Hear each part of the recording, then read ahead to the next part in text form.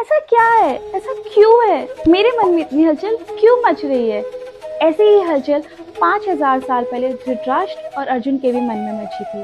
एक की हलचल से युद्ध हुआ और दूसरे की हलचल से गीता का ज्ञान प्रकट हुआ। भगवत गीता का पहला श्लोक एक सिंपल सवाल से शुरू होता है। राजा धृतराष्ट्र जो देख नहीं सकते थे, वो अपने सारथी संजय से पूछते हैं, मेरे बेटे और पांडु के पुत्र जो यहाँ युद्ध के लिए इकट्ठे हुए हैं संजय, उन्होंने क्या किया। जहाँ ये सब हो रहा था उस जगह को कहते हैं कुरुक्षेत्र, और उसे धर्म क्षेत्र भी कहा गया है, जहाँ विश्वास और घमंड, धर्म और अधर्म का असली टकराव होने वाला था। धृतराष्ट्र का सवाल सिर्फ एक युद्ध का अपडेट नहीं था, उसे पता था युद्ध तय है, फिर भी वो पूछता है, और यहीं से कहानी की शुरुआत होती है। युद्ध धृतराष्ट्र के कारण हुआ क्योंकि उन्होंने अपने अंधता और मोह में अन्याय देखा पर रोका नहीं, और गीता अर्जुन के कारण प्रकट हुई। उनके हाथ जब शस्त्र उठाने वाले थे और अपनों को देखकर उन्होंने अपने आप से प्रश्न पूछा, मैं कैसे लड़ सकता हूँ, और उसी प्रश्न ने गीता के ज्ञान को जन्म दिया। न केवल उनकी पर पूरी मानवता के लिए एक मार्गदर्शन बन गया। आज भी जब हम ऐसे फंस जाते हैं जहाँ मन और बुद्धि के बीच संघर्ष होता है,